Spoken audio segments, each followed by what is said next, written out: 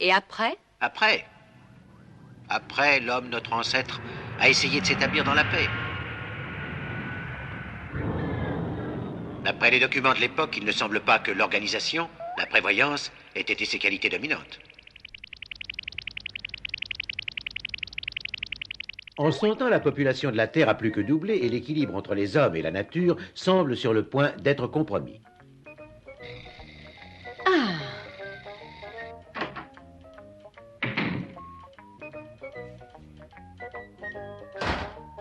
Ah, ça fait plaisir de se retrouver au calme chez soi.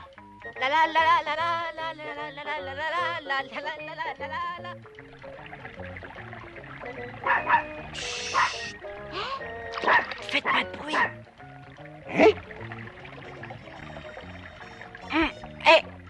Ah, il est beau.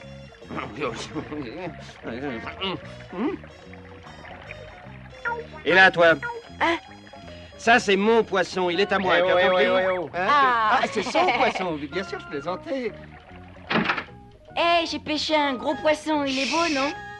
Viens voir le Spoutnik, le premier satellite de l'espace. En ces mêmes années, on créa l'urbanisme, et ses heureuses conséquences ne tardèrent pas à se manifester partout dans le monde. Heureusement que chez soi, on est à l'abri de tout ça, hein. Oh! Quelle époque nous vivons, mes enfants. Où est-ce que tout ça va s'arrêter?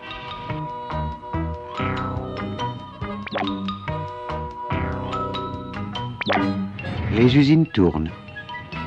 On est pressé, compressé, repressé. Hâtons-nous. Hâtez-vous. Il se hâte. Les usines tournent. On produit. Vous produisez. Ils produisent. Des articles de consommation à mettre en circulation. Mais il faut, pour cela, trouver, former, enrôler des consommateurs, des utilisateurs, par dizaines, par milliers, par dizaines de milliers.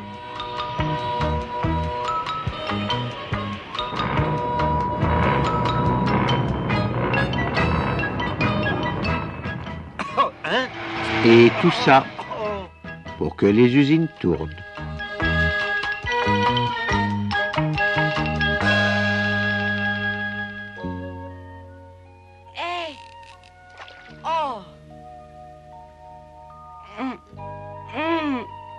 Oh, quelle odeur!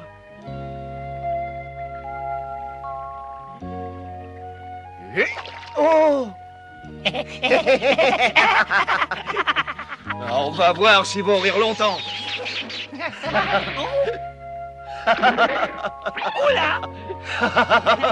Incroyable événement, le premier homme de l'espace, Yuri Gagarin, se trouve maintenant... Comme le temps passe, chers téléspectateurs, 4 ans après le premier homme de l'espace, voici le piéton de l'espace, Alexis Leonov. L'homme a encore avancé. Où aller pour fuir ce rythme effréné, cette foule? Ah oui, peut-être. 5, 4, 3, 2, 1, oh!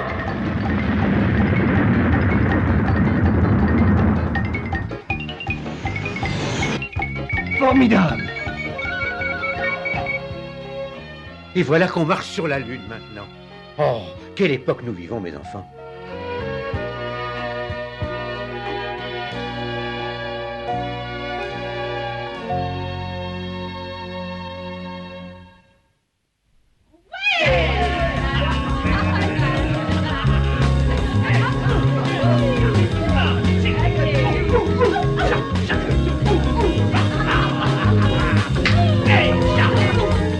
En 1970, la science, l'hygiène ont fait des progrès. C'est la croissance et la population du globe progresse à un rythme accéléré. Pour la première fois, elle va doubler en 35 ans. Un groupe d'économistes, de savants, de futurologues s'assemble pour jeter un cri d'alarme. Halte à la croissance, nous allons vers des temps difficiles car les ressources de la Terre sont limitées et elles ne peuvent pas entretenir une croissance illimitée. Mais qui veut entendre ces illuminés? alors que 3 milliards d'êtres meurent de faim. Dans les pays développés, on continue. Et le Rhin déverse chaque jour 60 millions de tonnes de déchets en mer du Nord. 1 tonne par habitant du bassin. Et les usines tournent, imperturbables.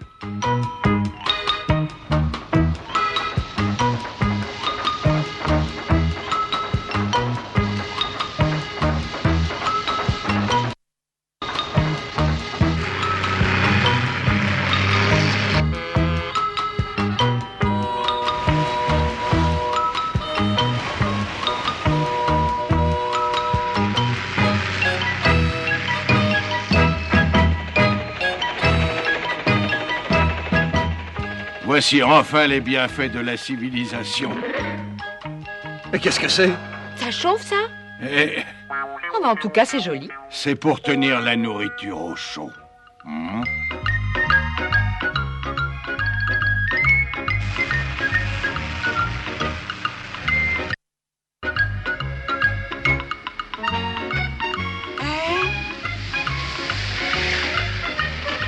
Regarde les bonnes choses qui arrivent.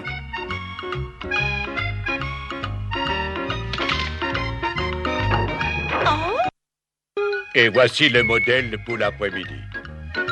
Et pour le soir... Ah, qu'est-ce que c'est tous ces trucs? Ça ne sert à rien, mon vieux. Qu'est-ce qu'on peut faire de toutes ces idioties? Oh. Plus question de se baigner ici. Il serait grand temps de faire quelque chose.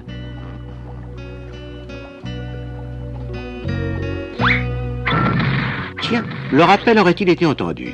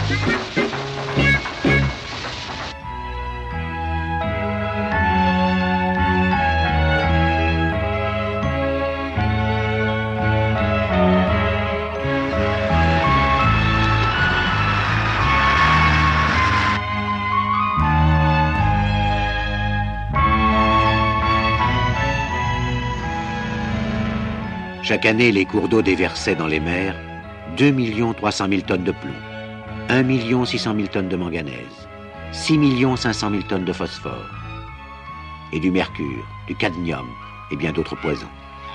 Trop longtemps, l'homme avait cru que les mers pouvaient tout digérer.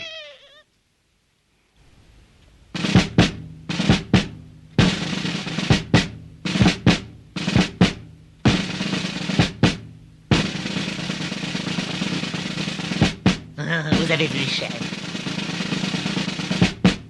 Vous avez vu tout ce qu'ils ont et que nous n'avons pas, des fusées nucléaires, des missiles antimissiles. Mais ça ne va pas se passer comme ça. Nous allons faire plus et surtout mieux. Non, mais qu'est-ce qu'ils croient?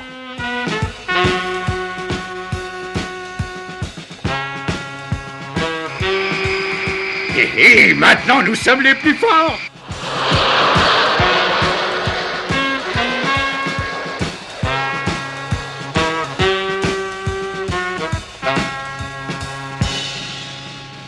Vous avez vu, messieurs?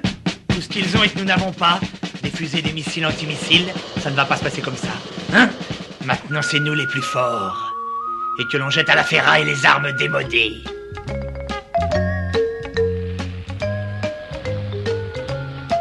Allez, au travail, les gars. Il faut nettoyer tout ça.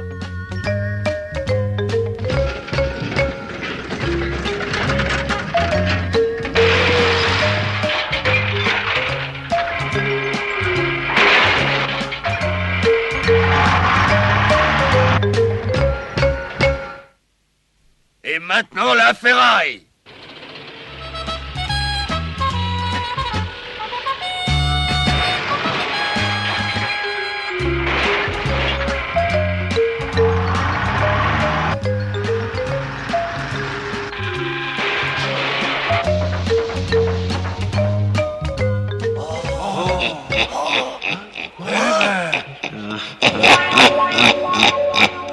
maintenant, à l'attaque!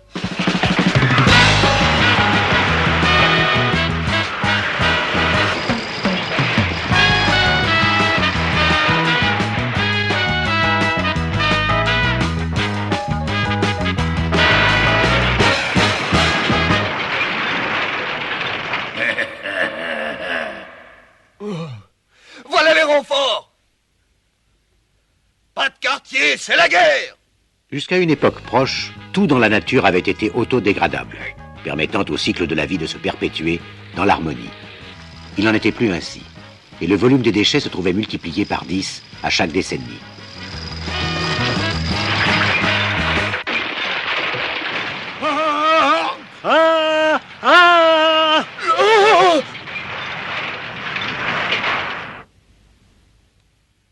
Allez, à l'attaque! Attends! Tiens!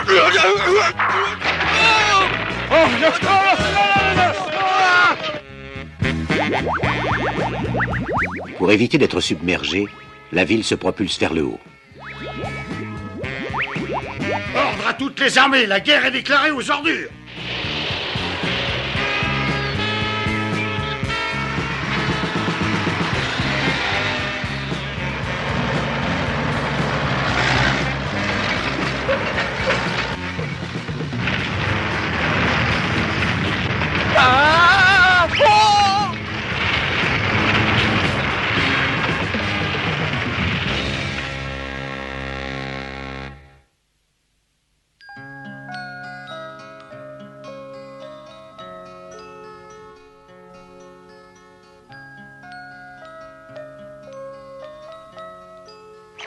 Et pourquoi tout ça? S'il leur faut une excuse, disons qu'il n'y avait alors que 5 siècles que nos ancêtres savaient que la Terre était ronde, et donc ses ressources limitées.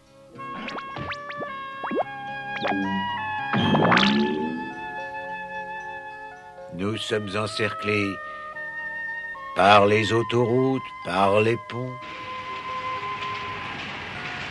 par les usines dont les fumées nous cachent même le ciel. Regardez autour de vous. Que reste-t-il de la nature? 2030, une seule ville sans interruption de Marseille à Gênes, de Paris au Havre, une seule ville toute la vallée du Rhin, une seule ville la Hollande, une seule ville tout le sud de l'Angleterre. De Tokyo à Kyoto, une ville de 100 millions d'habitants. Et plus de forêts, plus d'arbres, des troncs coupés, des sols épuisés.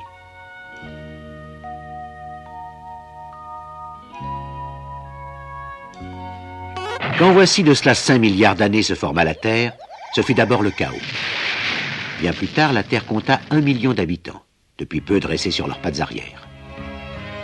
Il y a 25 000 ans, les Cro-Magnons sont 3 millions. En l'an 0, il y a 250 millions d'habitants. En 1500, 450 millions.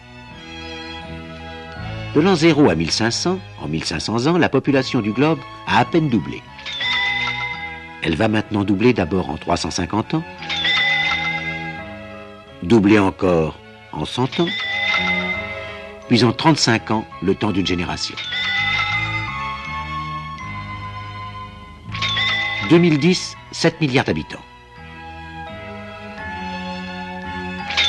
2040, 14 milliards. 2070, 28 milliards.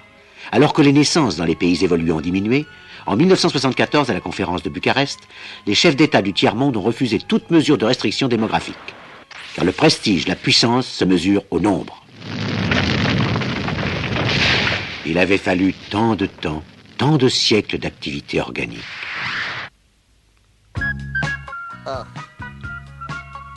Il avait fallu à la Terre 5 milliards d'années.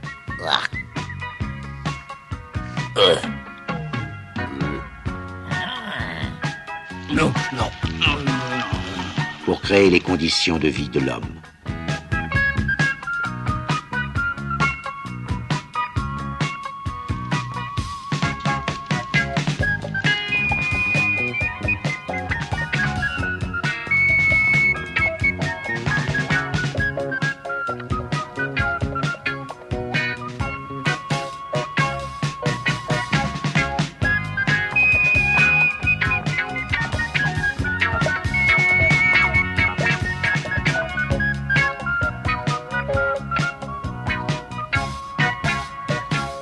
En 100 ans, en 50 millions de fois moins de temps, l'homme allait détruire tout cela. Par manque de prévoyance, par manque de sagesse, en moins d'un petit siècle.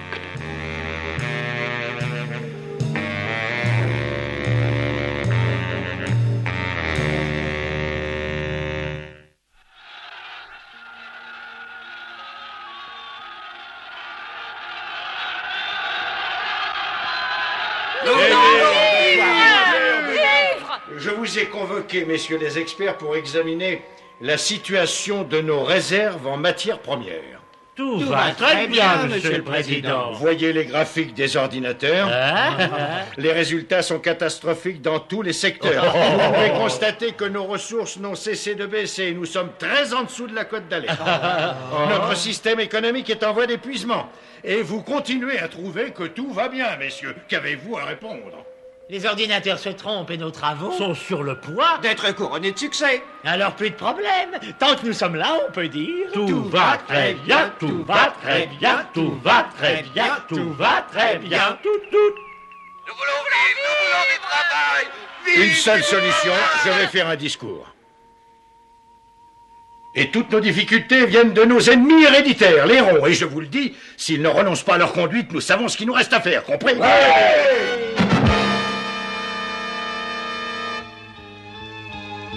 La situation est grave. Vérifions l'état de nos stocks, messieurs les experts. Nos ressources sont en voie d'épuisement, alors rendez-vous. mais non. Tout va très bien, Monsieur le Président. Tout va très bien, tout va très bien. Je vais faire un discours. Et toutes nos difficultés viennent de nos ennemis héréditaires, les carrés. Et s'ils ne renoncent pas, nous saurons ce qu'il nous reste à faire. Vous entendez? Les ronds, les ronds, les ronds, les carrés, les carrés, les carrés. Si seulement nos deux grands voisins du Nord pouvaient s'exterminer, ça arrangerait bien nos affaires qui ne sont pas brillantes. J'ai une idée, chef. Pour occuper notre peuple, faites-les repousser nos ordures chez les voisins. Qu'en pensez-vous? Ça, c'est une bonne idée. Population Bicône, je décrète la mobilisation générale. Pour libérer le territoire national, repousser les ordures qui flétrissent notre sol chez nos voisins. En avant! Peuple Bicône, courage, nous vaincrons!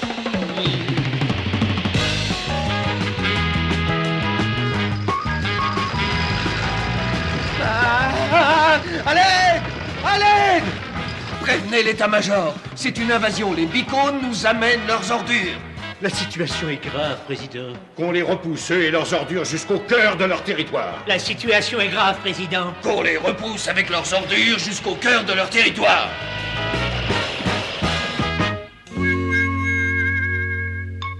Chef, il me vient une idée. Tu peux la garder, tu entends?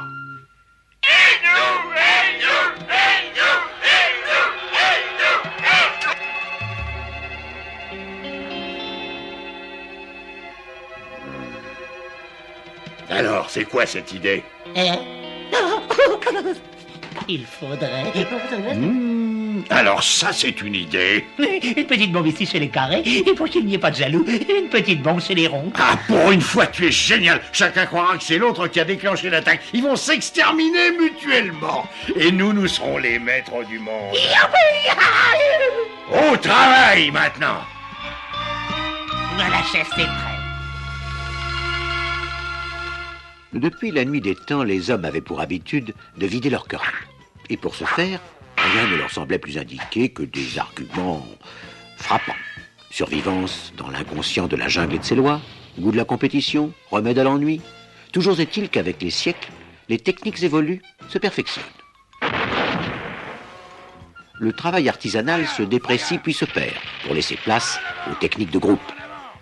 Et alors que la morale est restée celle du Cro-Magnon, la technologie de pointe a fait des progrès foudroyants.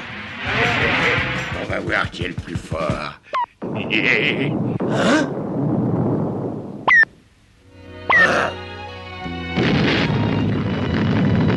Depuis des décennies, plus de 60 nations sur la planète possédaient le détonateur nucléaire. Et après? Après, Seuls ont survécu les hommes des différentes nations qui étaient dans l'espace au moment de l'explosion. Il y avait heureusement là un noyau d'hommes et de femmes qui ont compris que seule l'union pouvait sauver l'espèce humaine de la disparition. C'était surtout des scientifiques, quelques penseurs, des militaires aussi. Vous n'êtes qu'un provocateur. Je proteste, c'est un abus de pouvoir et j'ai pas l'intention de me laisser faire. Non, c'est vrai ça, quand même. J'ai le droit pour moi du calme. Et le problème fut vite réglé. Ah, si c'était des humanistes qui avaient dirigé le monde. Travaillez sérieusement. Sur le grand satellite Antares, on a donc fondé une nation commune. Blanc, jaune, noir, carré, rond, une seule famille humaine pour tous. On a mis en commun technique et ressources. L'énergie solaire inépuisable est le moteur de nos activités. Le Conseil va examiner aujourd'hui nos capacités de production nutritive et énergétique. Parvenus au point de stabilité actuel, nous avons limité le nombre des naissances au nombre des décès. Et on attend. Mais on attend quoi? On attend que la Terre se refroidisse, se purifie, redevienne habitable pour l'homme. Notre mission d'aujourd'hui a été de mesurer le degré de radioactivité. Mais Pierrette, tu connais toutes ces choses très bien. Mais dis-moi, crois-tu que ça va durer encore longtemps? Ah, regarde. Il subsiste encore bien trop de strontium 90. Il y en a encore pour bien des décennies. C'est bien loin. Et la durée de la vie humaine n'a que peu progressé. En attendant, nous faisons hiberner les meilleurs d'entre nous. Et nous cherchons des planètes habitables. Maestro pense que nous sommes sur la bonne voie. Alors, tout est prêt? Et tâche d'être plus raisonnable que la dernière fois, hein?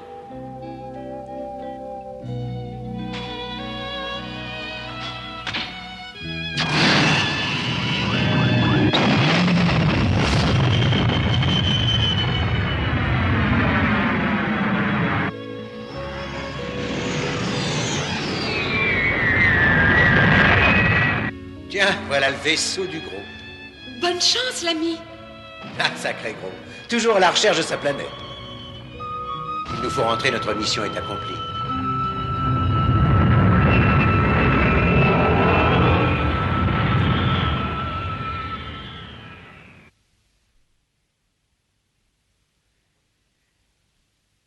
Cette vision du futur a pu vous sembler bien pessimiste, mais voilà peut-être la façon dont demain il faudra raconter notre monde si tous ensemble nous n'y prêtons pas attention, si nous ne veillons pas à sauvegarder notre si belle planète, la Terre.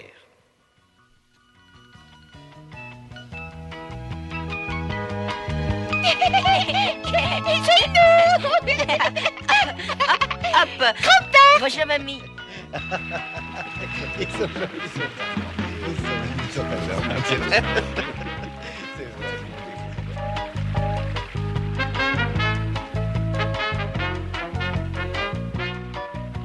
Déjeuner.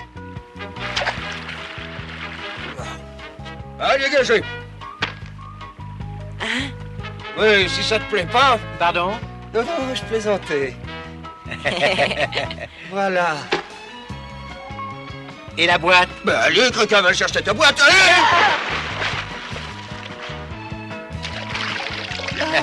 Il comprend vite.